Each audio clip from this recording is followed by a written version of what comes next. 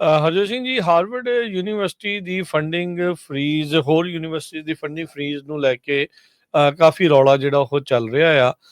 ਕਿਉਂਕਿ Trump administration ਚਾਹ ਰਿਹਾ ਸੀਗਾ ਇਹਨਾਂ ਯੂਨੀਵਰਸਿਟੀਜ਼ ਨੂੰ ਵੀ ਉਹਨਾਂ ਦੇ ਹਿਸਾਬ ਦੇ ਨਾਲ ਉਹ ਆਪਣੀਆਂ ਪਾਲਿਸੀਜ਼ ਘੜਨ, ਕਿੱਦਾਂ ਦੀ ਚੀਜ਼ ਪੜ੍ਹਾਈ ਜਾਣੀ ਆ, ਕਿਹੜੇ ਬੰਦੇ ਜਿਹੜੇ ਉਹ ਹਾਇਰ ਕੀਤੇ ਜਾਣ। ਉਹ ਕੁਛ ਦਿਸ਼ਾ ਨਿਰਦੇਸ਼ ਟਰੰਪ ਐਡਮਿਨਿਸਟ੍ਰੇਸ਼ਨ ਇਹਨਾਂ ਯੂਨੀਵਰਸਿਟੀਜ਼ ਨੂੰ ਦੇਣਾ ਚਾਹੁੰਦਾ ਸੀ, ਤੇ ਉਹਨਾਂ ਦੇ ਨਾ ਕਰਨ ਤੋਂ ਬਾਅਦ 'ਚ ਉਹਨਾਂ ਨੇ ਫੰਡਿੰਗ ਫਰੀਜ਼, ਗ੍ਰਾਂਟਸ ਦੇ ਉੱਤੇ ਫਰੀਜ਼ ਲਾ ਦਿੱਤੀ ਆ। ਹਾਰਵਰਡ ਯੂਨੀਵਰਸਿਟੀ ਨੇ ਹੁਣ ਆਲਰੇਡੀ ਟਰੰਪ ਐਡਮਿਨਿਸਟ੍ਰੇਸ਼ਨ ਦੇ ਉਲਟ ਇਹਨਾਂ ਫਰੀਜ਼ ਕੀਤੀਆਂ ਗ੍ਰਾਂਟਸ ਨੂੰ ਲੈ ਕੇ ਲਾਸੂਟ ਦਰਜ ਕੀਤਾ ਹੈਗਾ ਆ। ਹਾਰਵਰਡ ਯੂਨੀਵਰਸਿਟੀ ਦੇ ਜਿਹੜੇ ਪ੍ਰੈਜ਼ੀਡੈਂਟ ਆ ਉਹ ਕਹਿੰਦੇ ਆ ਵੀ ਕੋਈ ਵੀ ਸਰਕਾਰ, ਜਿਹੜੀ ਮਰਜ਼ੀ ਪਾਰਟੀ ਪਾਵਰ ਦੇ ਵਿੱਚ ਹੋਵੇ, ਉਹ ਡਿਕਟੇਟ ਨਹੀਂ ਕਰ ਸਕਦੀ ਪ੍ਰਾਈਵੇਟ ਯੂਨੀਵਰਸਿਟੀਜ਼ ਨੂੰ ਕੀ ਉਹਨਾਂ ਨੇ ਪੜ੍ਹਾਉਣਾ ਆ, ਕਿਹਨੂੰ ਉਹਨਾਂ ਨੇ ਐਡਮਿਟ ਕਰਨਾ ਆ, ਕਿਹਨੂੰ ਉਹਨਾਂ ਨੇ ਹਾਇਰ ਕਰਨਾ ਆ, ਕਿਹੜੇ ਸਟੱਡੀ ਦੇ ਏਰੀਆਜ਼ ਹੋਣੇ ਚਾਹੀਦੇ ਆ ਜਾਂ ਇਨਕੁਆਇਰੀ ਹੋਣੀ ਚਾਹੀਦੀ ਵੀ ਕੀ ਉਹ ਪਰਸਿਊ ਜਿਹੜਾ ਉਹ ਕਰਨ। ਕਹਿੰਦੇ ਵੀ ਹਾਰਵਰਡ ਦਾ ਜਿਹੜਾ ਇਹ ਸਟਾਂਸ ਆ, ਇਹਦੇ ਨਾਲ ਹੋਰ ਯੂਨੀਵਰਸਿਟੀਜ਼ ਦੇ ਉੱਤੇ ਵੀ ਇਨਫਲੂਐਂਸ ਜਿਹੜਾ ਉਹ ਪੈ ਸਕਦਾ ਹੈਗਾ ਆ। ਦੇਖਿਆ ਜਾਵੇ ਤਾਂ ਕਹਿੰਦੇ ਵੀ 150 ਤੋਂ ਵੱਧ ਯੂਨੀਵਰਸਿਟੀ ਦੇ ਪ੍ਰੈਜ਼ੀਡੈਂਟਸ ਨੇ ਮਿਲ ਕੇ ਇੱਕ ਚਿੱਠੀ ਦੇ ਉੱਤੇ ਸਾਈਨ ਕੀਤਾ ਆ ਟਰੰਪ ਐਡਮਿਨਿਸਟ੍ਰੇਸ਼ਨ ਦੀਆਂ ਇਹਨਾਂ ਪਾਲਿਸੀਜ਼ ਨੂੰ ਜਿਹੜਾ ਉਹ ਲੈ ਕੇ। ਕਹਿੰਦੇ ਵੀ ਹਾਰਵਰਡ, ਪ੍ਰਿੰਸਟਨ, ਬਰਾਊਨ ਦੇ ਜਿਹੜੇ ਲੀਡਰਸ ਆ, ਉਹਨਾਂ ਨੇ ਵਾਈਟ ਹਾਊਸ ਦੀ ਜਿਹੜੀ ਅਨਡਿਊ ਗਵਰਨਮੈਂਟ ਇੰਟਰੂਜਨ, ਵੀ ਸਰਕਾਰੀ ਜਿਹੜੀ ਦਖਲਅੰਦਾਜ਼ੀ ਇਹਨਾਂ ਯੂਨੀਵਰਸਿਟੀਜ਼ ਦੇ ਵਿੱਚ ਆ, ਉਸ ਦੀ ਜਿਹੜੀ ਆ ਉਹ ਆਲੋਚਨਾ ਕੀਤੀ ਹੈਗੀ ਆ। ਸੋ ਸਟੇਟਮੈਂਟ ਦੇ ਵਿੱਚ ਜਿਹੜੀ ਪਬਲਿਸ਼ ਕੀਤੀ ਗਈ ਅੱਜ, American association of colleges and universities, ਇਹ ਕਹਿੰਦੇ ਵੀ ਉਸ ਟਾਈਮ ਦੇ ਉੱਤੇ ਆਈ ਆ ਜਦ ਇਹਨਾਂ ਯੂਨੀਵਰਸਿਟੀਜ਼ ਦੇ ਉੱਤੇ ਐਡਮਿਨਿਸਟ੍ਰੇਸ਼ਨ ਆ ਉਹ ਲਗਾਤਾਰ ਦਬਾਅ ਜਿਹੜਾ ਉਹ ਪ੍ਰੈਸ਼ਰ ਕਰ ਰਿਹਾ। ਸੋ ਇਹ ਹਾਰਵਰਡ ਯੂਨੀਵਰਸਿਟੀ ਦੇ ਲਾਸੂਟ ਕਰਨ ਤੋਂ ਬਾਅਦ ਦੇ ਵਿੱਚ ਇਹ ਚਿੱਠੀ ਹੁਣ ਸਾਹਮਣੇ ਆਈ ਹੈਗੀ ਆ।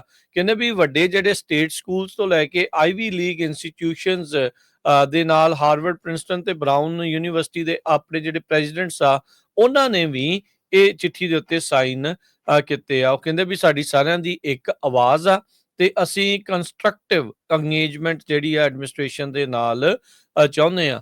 ਕਹਿੰਦੇ ਅਸੀਂ ਰਿਫਾਰਮਸ ਨੂੰ ਓਪਨ ਆ, ਪਰ ਕਹਿੰਦੇ ਵੀ ਲੈਜਿਟਿਮੇਟ ਗਵਰਨਮੈਂਟ ਓਵਰਸਾਈਟ ਹੋਵੇ ਤਾਂ ਠੀਕ ਆ, ਪਰ ਤੁਸੀਂ ਸਭ ਕੁਝ ਡਿਕਟੇਟ ਕਰੋ, ਉਹ ਸਾਨੂੰ ਜਿਹੜਾ ਆ ਉਹ ਗਵਾਰਾ ਨਹੀਂ ਆ।